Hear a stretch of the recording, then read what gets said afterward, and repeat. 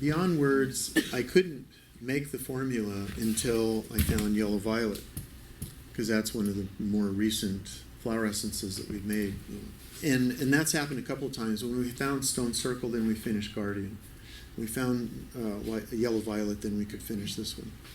So beyond words is to help children and adults, any age, be able to work with communication issues and develop their abilities to communicate.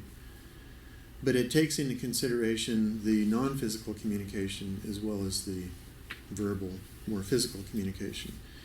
And some people would say, I can't find the words. You know, like there's something I want to communicate, but I can't find the words. But it's in my head. It's this picture or whatever. Some people are very visual. And on the other end of that spectrum is people who say a lot and don't say anything. Mm-hmm. You know, there's no substance to it. It's just a bunch of words with no juice. But this is for the person who has a lot to say and is trying to figure out how to say it. And especially when the content of the communication is coming from a higher place. So it's coming from a more spiritual place, which is nonverbal. I mean, I think that's a fairly safe thing to say about the spiritual realm, is it's kind of nonverbal. And so for teachers, people that are writing about spiritual stuff, anything having to do with communication with the outside world, this is going to be a handy essence. So I'm going to just go through the ingredients here, the remedies, really fairly quickly. So twin flower is on the flower card box for a reason. It's the photo that we chose for the flower card container. And this essence is about being a good communicator and a good listener. So it's on both sides, working with both sides.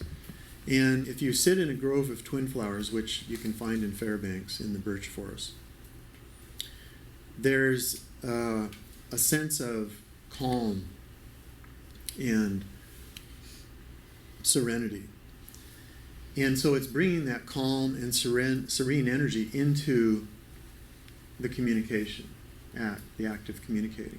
So to be able to communicate from a calm place, to be able to speak from a calm place. And we can use the word neutral as well, to be able to speak from a neutral place. It's okay to be passionate, just to speak, in a very passionate way. But if you have something that's really important to say and you really want people to get it, if you deliver it from a neutral place, in other words, it's not tinged or colored with any strong emotion, sometimes that's going to help. Even more importantly is the listening piece. And you have to have both. If you're going to be a good communicator, you have to be able to listen really well. You want to have a conversation with somebody. So as I shared a little bit yesterday, but I think all of us have had the experience of, being at a party or, talking to friends or whatever, and now everybody's got a phone and you have to put the phone down so I can talk to you. But have you ever had this experience where you're talking to somebody and they're not really listening? Mm-hmm. Or you're talking to somebody and kind of having maybe a fun argument or, like a lively discussion, and you're trying to get your sentences finished and they've already got their response in the can. Mm-hmm. They're just waiting for your voice to stop. And then they're going to, run out the response piece. And I was like, when I was communicating with someone that held a nice space for me to talk, and again we use the word neutrality. So for a person to just go into, they might have a really strong reaction to what I'm saying, but they were able to just hold the space and just be respectful and wait for me to finish. And then they could say, okay, well, here's how I feel about that.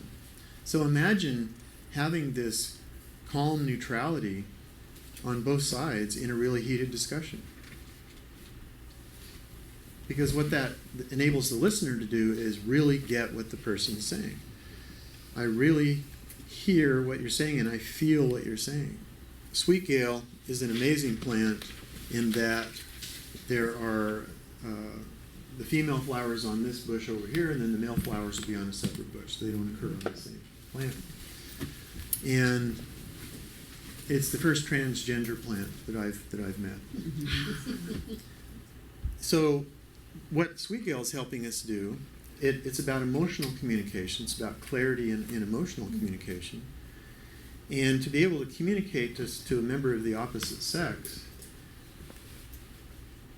as though you were a member of the opposite sex. So for a man to be able to communicate to a woman, understanding what it's like to communicate as a woman, and vice versa. So that's what they represent. That's what the gift that they bring to us. So wouldn't that be kind of cool? Yes. Yes. You know, to have that understanding on the emotional level. Because, yeah, this whole women are from Mars, men are from Venus, or the other way around. I can't remember how it goes. But, you know, we do have different ways of communicating and different ways of working with our emotions. So this is whenever there's kind of just this void of understanding.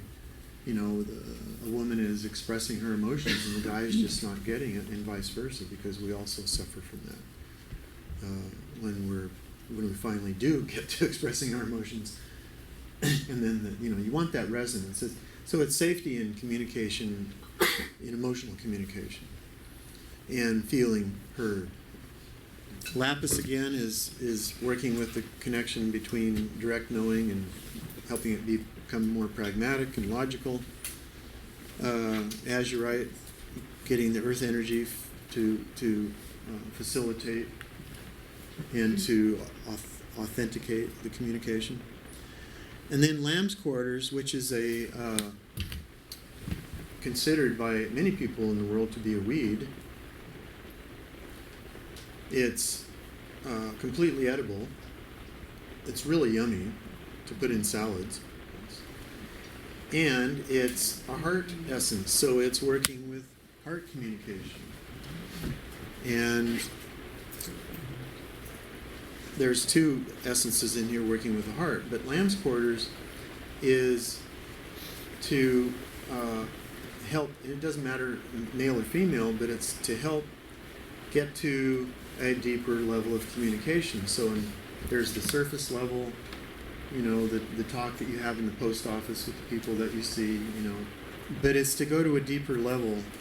Lambsquarters, which is really good for right-left brain integration.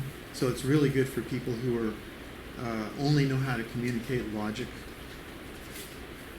It's a very sort of linear, this, therefore this kind of communication, and really not,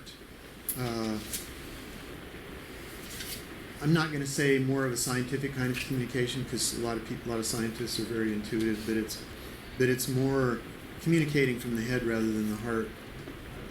So it's to be able to have communication that takes both sides into account, the heart and the mind, the left and the right, the logical and the intuitive. So do any of you know people who are so super intuitive that they can't communicate logically? Yes. They need to go a little bit over the other way. And so both directions, like, yeah, this person who will only believe it after it's proven. Devil's Club is very present around Homer, and especially across the Bay and Seldovia area. This is about safety in communication. It's about feeling protected, having a protected space around you, having this feeling of I can say what I need to say, and it's going to be okay. So you can see where that might come up really handy for family secrets, people who've been abused, want to stop the cycle of abuse. Then you have this communication that's about, this is a subject that is taboo, or this is stuff that we don't talk about in this family. Every family's got their rules. We don't talk about that here. And stuff that needs to be talked. Somebody needs to be told. So it's just that grounding and that protection around the whole communication thing. And then yellow violet, I'll save for last. Have saved for last. So yellow violet got made in the Hatcher Pass, and I love to climb mountains, and so, just give me an excuse, and I'll turn into a billy goat and just, get up there. So there's where Rock Spring comes out, and then there's this other little drainage that I've climbed up and over the top. And then there was this other one, and I thought, well, let's see what's up there. And it's just like little waterfalls and stuff coming down. So I'm climbing. I get up there kind of to the place where vegetation no longer occurs because you're too high. And I'm sort of pulling myself up, and there's like 40 yellow violets looking at me. And it's like, hello, how are you? Really kind of chatty. And so I sat down, and I love violets. I mean, just set me down next to any color of violet, and I'm happy. So I sat down, and I didn't have my essence making stuff, so I said, well, I'll come back. But I sat down and visited with them for a while, and they were just so perky, and I was so impressed with them that they were so alive and bright and, exuberant at this super high elevation. From where I was standing with them or sitting with them, you could see where no more plants are growing. I mean, they're right on the edge. And I guess I kind of embarrassed them because I kept going on about, wow, this is so amazing. Look at where you're growing, and there's hardly any soil, and da-da-da-da-da. And at one point they said, we're just flowers. We're just violets. Get over it. And I'm like, well, okay. So anyway, I came back, made the essence. This essence is also about safety and communication. It's about speaking your truth, being able to say what you need to say in any circumstance without censoring yourself and without fear of retribution. So that power that I was so, going on about, they were just like, hey, I was kind of joking, we're flowers, we're just flowers, but they're like, full on to live in this environment, and they're such tiny, delicate little flowers in this super harsh environment. So a quick story to illustrate how this essence works. Really dear friend of mine who I worked with for 7 years, Yellow Violet came up in one of our consultations, and I said, well, yeah, so you're going to go talk to your boss, right, about a raise? And she's, yeah, but I'm kind of afraid, I don't want him to say no. I so much like this job, and I'd hate to have to leave the job, but I really need to be paid more money. I'm like, well, take some Yellow Violet. Just take some Yellow Violet before you go in. So she's very organized. She had all her papers in order and everything. Excuse me, walks in for the interview. And this guy's really cool. He's the head of not the head of the department, but the head of the hospital. And he's got his sacred space sprays on his desk because he really likes the sprays. So she comes in and looks at the sprays, and it's like, oh, that's good.